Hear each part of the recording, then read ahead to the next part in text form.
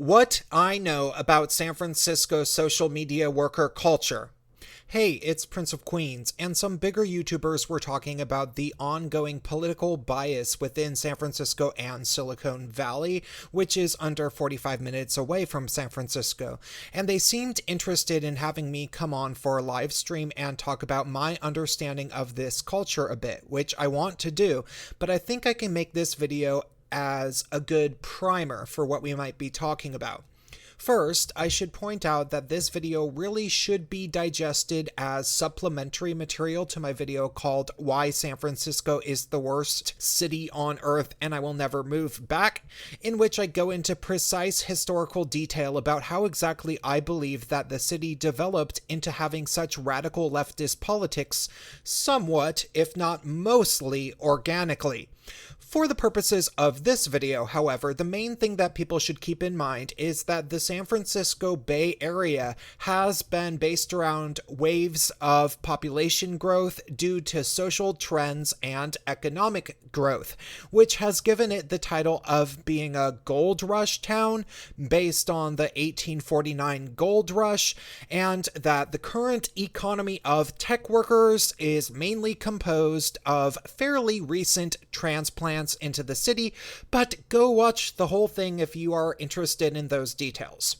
That being said, this video is going to be based not entirely around hard evidence because honestly, my interpretation of the seeming Facebook union of sorts that has been created to find camaraderie around political dissent is about as good as yours. In a lot of ways, though it should definitely be of note that I certainly am very skeptical of this supposed free thought union within Facebook that magically sprang up a few weeks after Facebook's record stock price drop. Regardless, this video of mine is going to mainly be based around my own anecdotal experiences as somebody that lived in the San Francisco Bay Area for over 7 years, and the types of attitudes I observed after meeting and knowing countless different people who worked in tech, often at social media giants like Facebook, Google, YouTube, Twitter, etc. I knew workers from all of them, some very well, some of my best close personal friends, but I will not go into detail about who exactly worked where. No, I'm not going to say where my best friends worked. That would be horrible of me to do. And why? Why won't I do that? Well, the main reason is because I can promise you guys that absolutely none of these people, and remember there are dozens of them, would be okay with me talking about their feelings about their jobs because they would be terrified of what might happen if their coworkers or superiors knew that I made a video about the things that they've told me. Now, granted, I imagine that a probable majority of people don't really think it's a good idea to go around bad-mouthing their employers so that their friend on a YouTube channel can make a video about how awful it is to work for their company, because I'm sure that if the employer found out, they'd be kind of annoyed at the worker that conveyed this information. However, the level of complete and utter fear that the corporate tech workers, especially the ones that work in social media, exhibited to me over the years was completely unparalleled to anything I've ever encountered in terms of the corporate world and the type of people I've met that worked for them. I'd almost call it paranoia that these people have, but I don't really even think that that's appropriate because it's not paranoia if there's a legitimate reason to be afraid of being honest about how you really feel about anything essentially all the time. I guess the best way for me to illustrate my point will be with some anecdotes about how these people related to me as an individual that didn't work in tech. You see, I worked in the arts, and the best way to describe my social life is that I was famous as somebody that was fun to party with. Long story.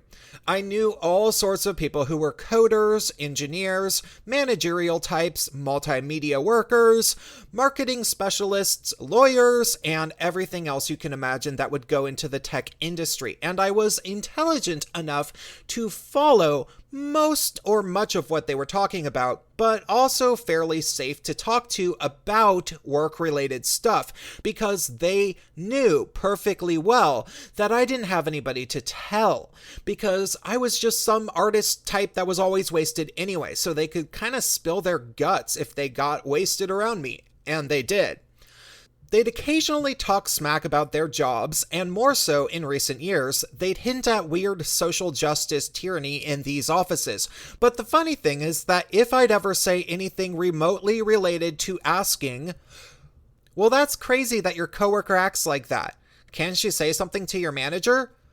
If I ever asked that question, they'd say something like, oh boy, no, and you're pretty naive if you think I could ever do that.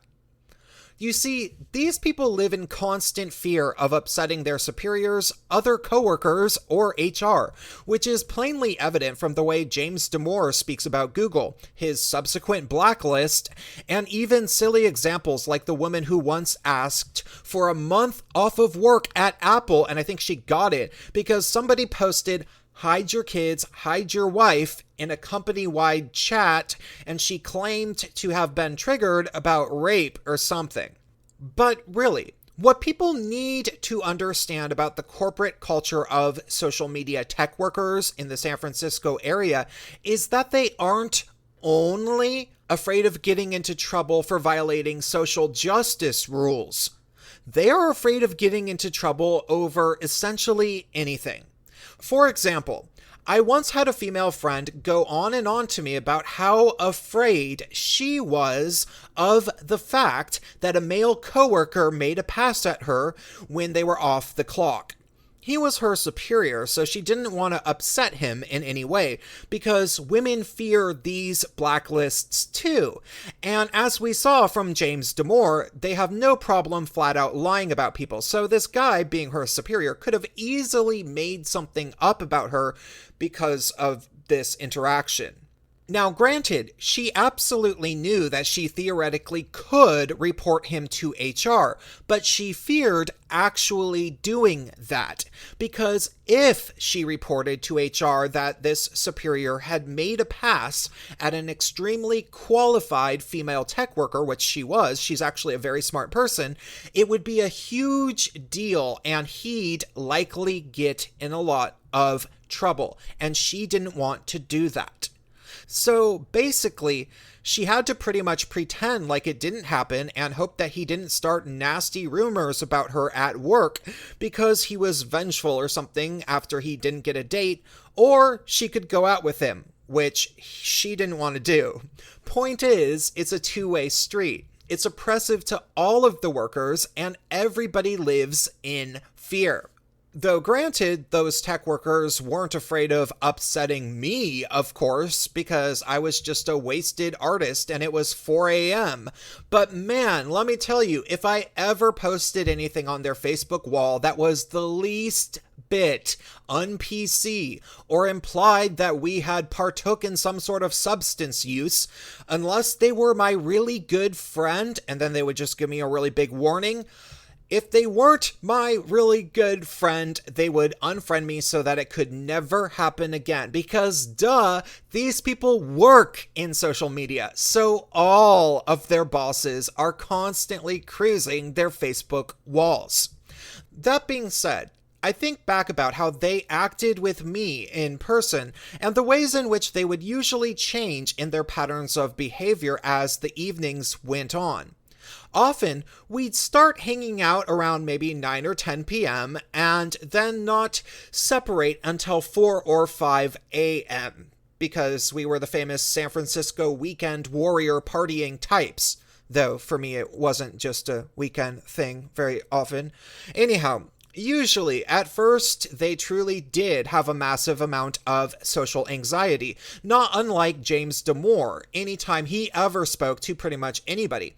But then, eventually, they started to loosen up by around 12 or 1 a.m., as eventually they finally started to realize why their techie peers actually liked hanging out and talking to me, even though they thought I was strange and non-respectable at first. Just so long as I never talked about what we talked about that night on Facebook, of course, they'd open up to me. It was my obvious conclusion to come to after interacting with these people for years that they weren't all cookie-cutter conformists, nor avid intersectional feminist, social justice true believers themselves, but rather they were mainly just constantly feeling as if they were on extremely thin ice with their employers, and obviously for good reason. You see, these people are by no means non-replaceable, as none of their skills are particularly rare in the current year, and considering the fact that the dramatic majority of them are living in extreme student loan debt that they will be paying off for well over a decade, as they spend usually well over $1,500 a month on rent, well, all of that combined means that they'd never risk losing their high-paying tech jobs, as that would mean that they'd usually have to move cities entirely. So really, in order to get everybody to be intersectional feminists, all the companies had to do, starting around 2015 especially, was to make a few examples out of people at the companies, which certainly happened by the time things like Donglegate happened in 2013. It was well underway, this climate of fear. So the entire industry was able to rein in its workers to keep them from straying too far from the leash that they certainly already knew that they were on. The companies told their workers, okay, here's the new rules. You must all be feminists. And the workers obeyed, as usual. That all being said, literally every qualified worker knew perfectly well that they lived walking on a tightrope as individuals, ready to potentially be canned at any time for any reason. But they weren't mostly fearing other particularly qualified workers. They were fearing their superiors and more HR people, which became dominated by the aggressive intersectional feminists who pushed their way into these companies to create entire diversity departments. This net result is extremely obvious now, but what I want to make really clear to people is the actual social reality that I remember that led to such strange versions of companies that are so completely out of touch with their users that they think it's appropriate to censor H3H3 for saying that he agreed with YouTube's decision to censor Alex Jones while he was playing an Alex Jones clip, and therefore censorship to a channel with something like 5 or 6 million subscribers. I bet that'll go over well, huh? It really is more than a simple purging of dissenting viewpoints from workplace environments. Because for the most part, I sincerely doubt that there was much of any underground railroad where libertarians, centrists, and conservatives shared ideas, at least until recent years, probably right before James Damore got fired. More importantly, the climate generally doesn't have to censor people all that much because these people have been so incredibly conditioned to self-censor about so many different types of things for so many years, feeling as if they are under the microscope of social media that they directly work with and have been longer than anybody. It's that attitude that's made it so that it's literally never occurred to them that other people don't live under that same microscope, being viewed by the exact same types of judgmental eyes. You see, their goddess is gazing down on them, and they don't want to upset her, and it's the goddess of intersectional feminism. But prior to 2015, a lot of them didn't know precisely what made the goddess angry. All they knew were a bunch of fairly arbitrary and long list of reasons that this goddess might get upset, and she was very moody and quick to anger. Thus, The qualified workers themselves, who remember are largely in their 30s, 40s, and 50s, did not always grow up in as bad of a wacky Marxist education system as the one that has existed, especially over the past 6 years. And so, they have mainly just felt compelled to shut up, do their jobs, and play by the rules so they wouldn't get in trouble. Now, granted, there are programs at UC Berkeley, Stanford, and other such far leftist universities in the area that directly funnel graduates into jobs at these companies. But for the most part, anybody qualified isn't a hardcore intersectional feminist, because the two things are essentially oxymorons. That all said, the people working within these companies are largely pretty trapped themselves, aren't in contact with the outside world, are afraid of getting into contact, and will promptly delete anybody from their social media circles the second that person shows any signs of being red-pilled, which happened to me dozens and dozens of times, and it's not even because they have a concept of what being red-pilled actually truly is, because they mostly don't. Rather, they know what it looks like and that it could cost them their job to go anywhere near a red pill. And so they'll endlessly self-censor, running their companies into the ground, not take criticisms until it's too late, or until the people at the top tell them that they are finally sort of allowed to start thinking for themselves, which I guess is apparently now happening. Finally, the cherry on top is that the people of San Francisco absolutely loathe tech workers with a passion. They hate them, and they have deeply, deeply detested them this entire decade, because the non-tech working people of the city are naive enough to believe that it's merely the tech workers' new money that happens to drive rent prices up, as opposed to the crooked Democratic Party government type politicians such as the now deceased former mayor Ed Lee, who gave all sorts of tax breaks to places like Twitter headquarters, which was within a 10-minute walking distance of my old apartment.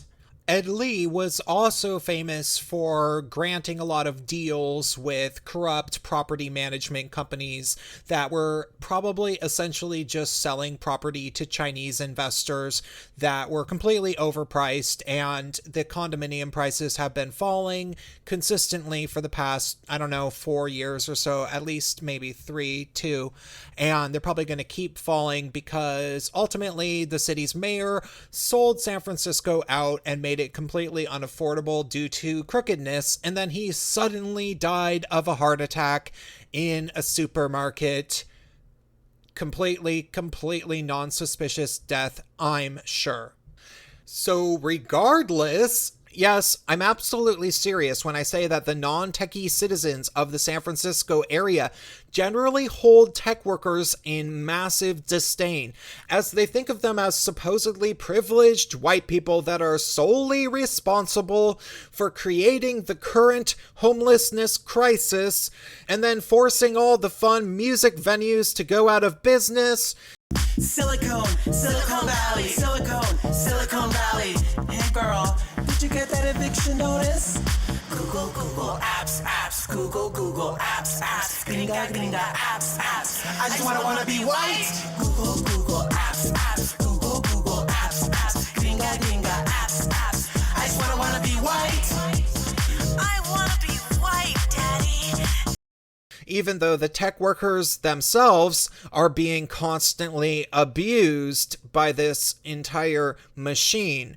And in many ways, they are being abused even worse, because they are helping to put more bricks in the wall, and are given barely enough money to afford stupid, overpriced Thai food and French macaroons. Yes, a lot of this is anecdotal, and you can totally think I'm completely wrong about literally everything, and that feminism is for everybody and team feminism is completely profitable, but you can't unsee this, so bye.